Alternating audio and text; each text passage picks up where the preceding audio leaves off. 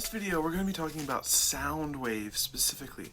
Sound waves are a special type of wave that carries energy, and it, to us, it makes sounds through our ears. But really, it's just like any other wave. It carries energy, it moves through solid objects and through the air, and it has all the same properties of the waves that we studied in the last video. But let's look at, there's one big difference between the wave that we looked at and the waves that sound is made of. So I've got a picture right here. This is sort of a crude example of the wave that we looked at last time.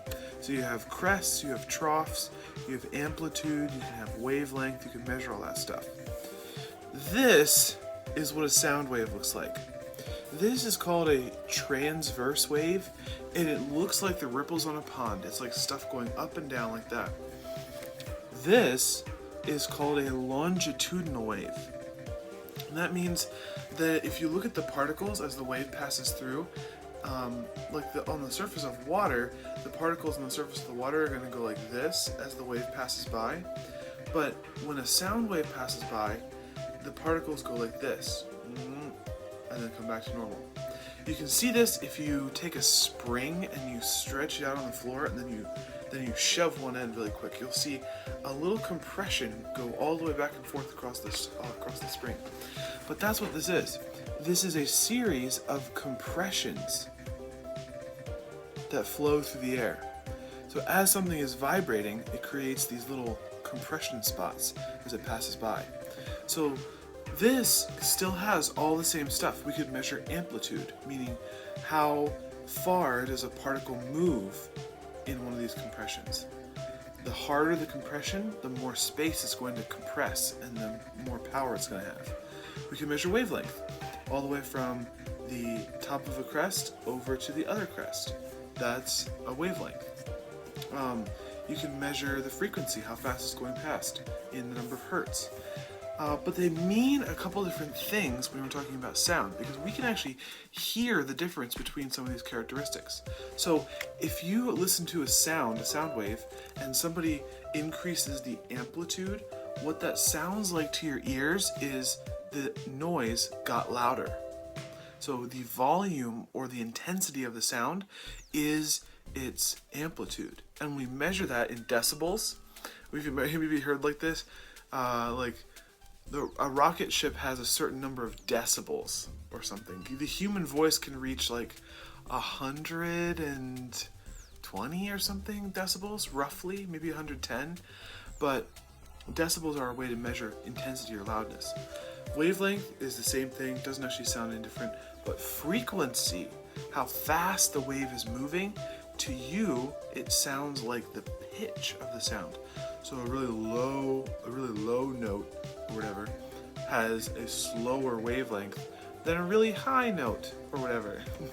So higher pitches have very much faster frequencies, and you can measure that by counting how many of these compressions pass in a second. So here's how this, the other thing that changes here is this is not called a crest anymore, it's called a compression. And this space in between is not called a trough like up here, it's called a rarefaction. So that's two things that are just different with sound waves. So sound waves are literally just produced by anything that vibrates. So if you plug a guitar string, the guitar string is vibrating, creating a sound by vibrating the air and creating those compressions that hit your eardrum. And something else that happens with sound waves, especially much, and I notice it all the time with this, is the principle of refraction. So we're going to talk about light next week and how that can reflect, and sound can reflect too because it echoes. But refraction is, let's say you've got a sound wave moving down towards the surface of a lake, and the sound wave smashes into the water and keeps going.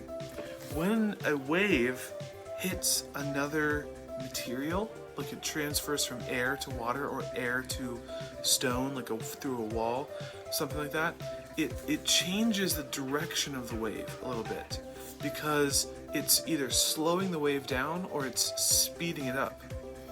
This week we have a video where you're going to watch a wave demonstration with a really cool setup, and he demonstrates what happens when what would happen when a wave switches from one material to another and it speeds up like crazy. You can actually see it happen.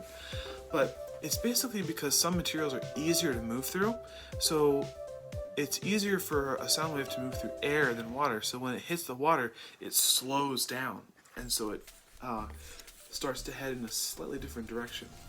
And that's why if you've ever been in a pool and like are listening to people outside the pool, or like if you've been like underwater and listening to people outside the water, they sound muffled and garbled and a little weird.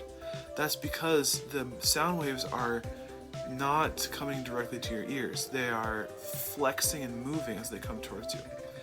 And this happens in all kinds of ways. If you think about listening to somebody through a wall, the wall even changes the direction of the sound waves. So it makes their voice sound different through the wall. And that is why, because of refraction, where the light gets bent or the sound gets bent because it's traveling through something. Okay, that's it for sound waves.